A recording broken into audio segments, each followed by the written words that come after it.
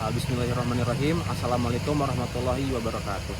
Alhamdulillahirabbil alamin wa bihi nasta'in wa la umri dunya waddin wassalatu wassalamu ala asrofil anbiya'i wal mursalin wa ala alihi washabbihi ajmain amma ba'd. Yang pertama-tama marilah kita panjatkan puji serta syukur kita kepada Allah Subhanahu wa taala.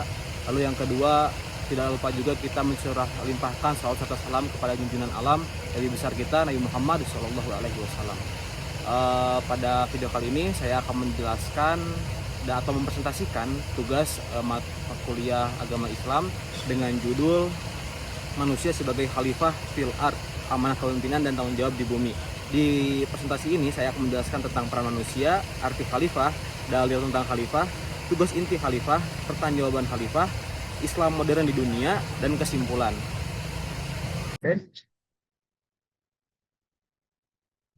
Oke, baik.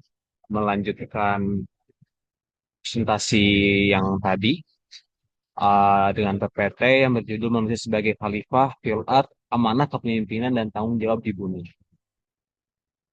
Pembahasan pertama, di slide pertama ini menjelaskan tentang dua peran manusia. Yang pertama itu Abdullah atau sebagai hamba Allah.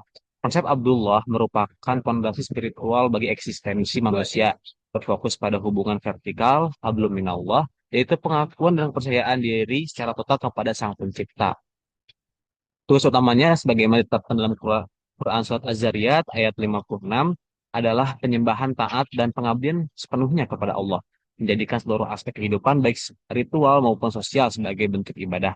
Dengan menjalankan peran Abdullah secara konsisten, manusia memperoleh kompas moral dan etika yang esensial, memastikan bahwa peran kepemimpinan di bumi sebagai khalifah tidak akan menyimpang menjadi kezaliman atau kerusakan, melainkan tetap dalam koridor keadilan dan ketundukan ilahi. Lalu peran kedua manusia adalah sebagai khalifah fil ard. Khalifah fil ard berarti manusia adalah wakil Allah di bumi.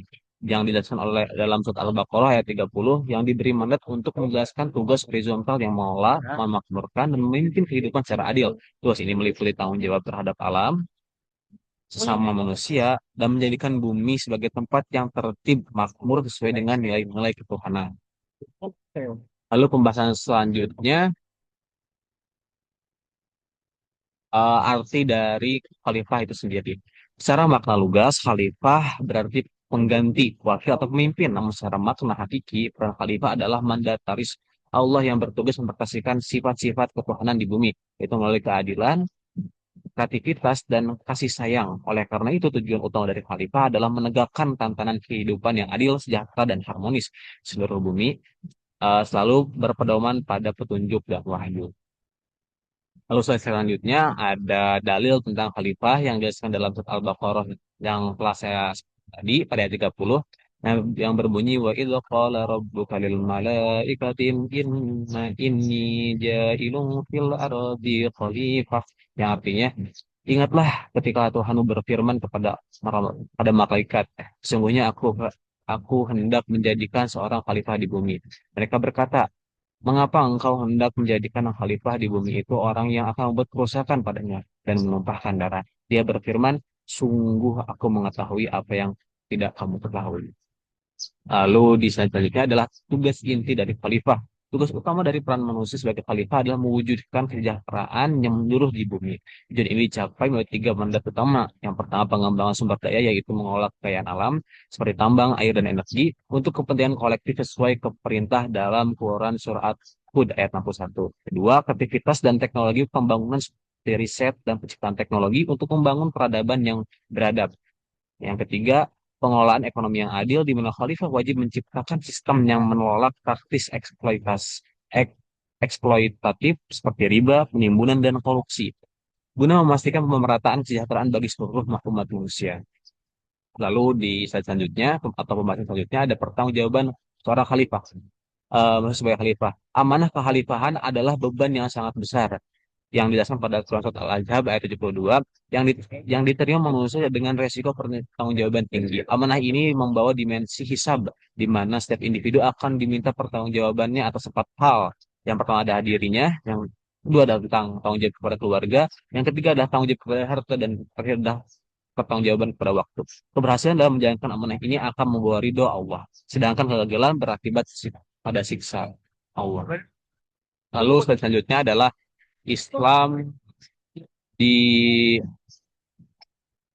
lalu selanjutnya adalah konsep Muhammad sebagai khalifah fil ard adalah mandat ilahi yang menempatkan manusia dalam dua peran fundamental yang tidak terpisahkan sebagai Abdullah hamba Allah yang wajib ditundukkan dan beribadah kepadanya dan sebagai khalifah wakil Allah yang bertugas memimpin, mengelola dan memakmurkan bumi dengan dibekali akal, ilmu dan hati. Amanah kekhalifahan ini menuntut pertanggungjawaban ganda yaitu imarah al-ard dan riyad al-ard yang pada akhirnya seluruh pelaksanaan akan dimintai pertanggungjawaban di penuh di hadapan Allah Subhanahu wa taala. Jadi yang terakhir kesimpulannya konsep manusia sebagai khalifah fil ard adalah mandat ilahi untuk memimpin dan mengelola bumi yang hanya dapat dilaksanakan dengan sukses jika manusia terlebih dahulu berfungsi sebagai Abdullah atau hamba Allah yang secara total tunduk dan taat pada hukumnya. Dengan akal dan ilmu sebagai modal, khalifah memiliki tugas ganda yaitu imarah memakmurkan dan riayah atau memelihara alam semesta yang seluruhannya merupakan amanah berat yang harus dipertanggungjawabkan di hadapan Allah Subhanahu wa taala. Mungkin cukup sekian penjelasan yang dapat saya sampaikan. Terima kasih perhatiannya. Mohon maaf bila kesalahan. Assalamualaikum warahmatullahi wabarakatuh. Hah?